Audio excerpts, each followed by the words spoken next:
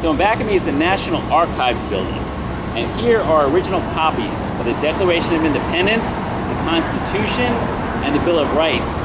And there's other documents like the original copy of the Magna Carta as well. And the Declaration that's here is very faded because they did not take good care of it. There's very little, if any, original ink left. And the reason why it's so faded is various reasons. Light, humidity, the ink itself was this iron gall ink that they used. They moved it around a lot.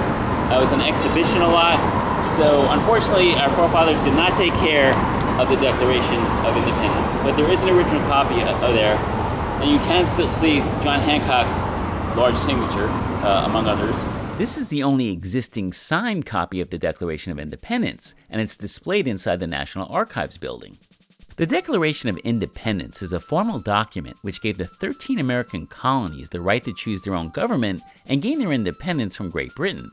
It was officially drafted on July 4, 1776, but it took almost a month before it was signed. Upon Thomas Jefferson's request, there were originally 200 copies of the Declaration of Independence made, and 26 copies survive today, but these copies were made before the signing of the Declaration. I mentioned how the document was mishandled over the years. In 1841, the document was displayed in what is now the National Portrait Gallery and was very exposed to light for 35 years. A handprint was mysteriously discovered in the lower left corner when the document was photographed in 1940, but it wasn't there in a 1903 photo.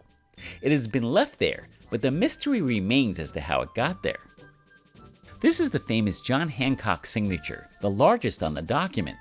Hancock served as the governor of the Commonwealth of Massachusetts and as the president of the Second Continental Congress. There is one line of text on the back of the Declaration of Independence which says, Original Declaration of Independence dated 4th July, 1776. It's written on the bottom of the document, so here we're seeing the document turned upside down. This is an 1823 stone engraving of the Declaration of Independence.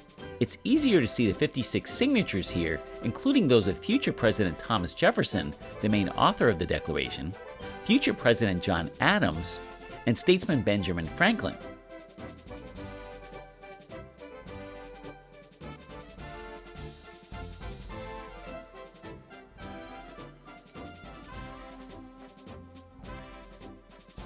This is an original copy of the Constitution of the United States of America, which was ratified from 1787 to 1788. The country started operating under the Constitution in 1789. It's the supreme law of the United States and is the source of all government powers. It has 27 amendments, and its purpose was to revise the weakened Articles of Confederation that were holding the 13 states together. Introduced in 1789 and ratified in 1791, the Bill of Rights is made up of the first 10 amendments of the Constitution. Future President James Madison wrote the amendments. It guarantees civil rights and liberties to the individual, like freedom of speech, press, and religion. If you want to learn about the origins of the United States of America, then a visit to the National Archives building in Washington, D.C. is a must.